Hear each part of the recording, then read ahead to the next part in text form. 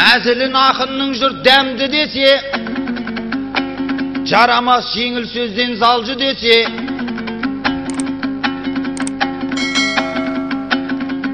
менен көрі жақсы білем Маржан апай, ұйқыңыз сіздің жақсы қанды кеше.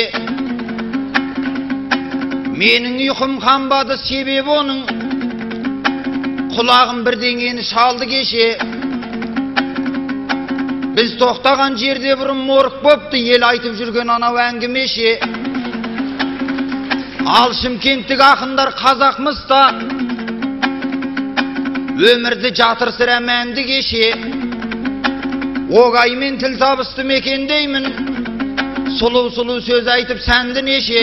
Бірақ мен таңғалмаймын, шымкенттіктер шайтанның тілін тауып алды десе, айқай ақау.